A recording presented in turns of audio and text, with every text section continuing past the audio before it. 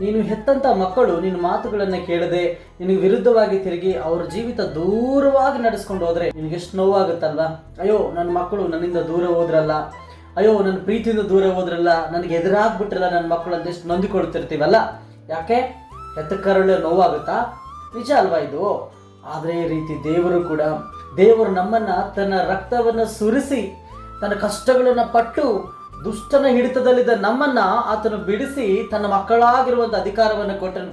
ಮತ್ತು ನಾವು ದೇವರು ಹೇಳುವಂಥ ಮಾತು ಕೇಳಲಾರದೆ ಲೋಕದ ವ್ಯಾಮೋಹಗಳಲ್ಲಿ ಬಿದ್ದುಬಿಟ್ಟು ಸುಳ್ಳು ಹೇಳಿ ಮೋಸ ಮಾಡಿ ದೌರ್ಜನ್ಯ ಮಾಡಿ ದುಷ್ಟತನದಲ್ಲಿ ಸೇರಿಸಿ ಪಾಪ, ಕೋಪ, ಮದ, ಮತ್ಸರ, ವ್ಯಭಿಚಾರ, ಜಾರತ್ವ ಇವುಗಳಲ್ಲಿ ಮುಳುಗಿ ದೇವರಿಂದ ದೂರ ಹೋದಾಗ ದೇವರೆಷ್ಟು ನೋವು ಪಡ್ತಾರೆ.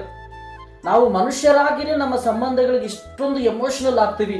ಮತ್ತು ದೇವರು ಆತನು ಪರಿಶುದ್ಧನಾಗಿ ಆದಿ ಸಂಕಲ್ಪದ ಮೇರೆಗೆ ನಮ್ಮನ್ನು ತನ್ನ ಪುತ್ರರಾಗಿ ಸ್ವೀಕಾರ ಮಾಡಿಕೊಂಡು ಪುತ್ರಿಯರಾಗಿ ಸ್ವೀಕಾರ ಮಾಡಿಕೊಂಡು ಒಂದು ಸ್ಥಾನಮಾನ ಕೊಟ್ಟಾಗ ನಾವು ಹೇಗೆ ದೇವರಿಗೆ ರೆಬೆಲಿಯನ್ ಆಗುತ್ತೆ, ವಿರುದ್ಧವಾಗಿ ತಿರುಗಕ್ಕಾಗುತ್ತೆ? ನಾವು ಹೆತ್ತ ಮಕ್ಕಳು ನಮಗೆ ಎದುರು ತಿರುಗಿದ್ದಾರೆ ಅಂತಂದರೆ, ವಿರುದ್ಧವಾಗಿ ಮಾತಾಡ್ತಾ ಇದ್ದಾರೆ ಅಂತಂದರೆ ನಾವು ದೇವರಿಗೆ ಎದುರು ತಿರುಗಿದ್ದೀವಿ ಅಂತ ಅರ್ಥ. ಬಹಳ ಜನಗಳು ದೇವರಿಗೆ ಒಳಗಾಗಲ್ಲ, ಅವ್ರ ಮಕ್ಕಳು ಅವ್ರಿಗೆ ಒಳಗಾಗಲ್ಲ.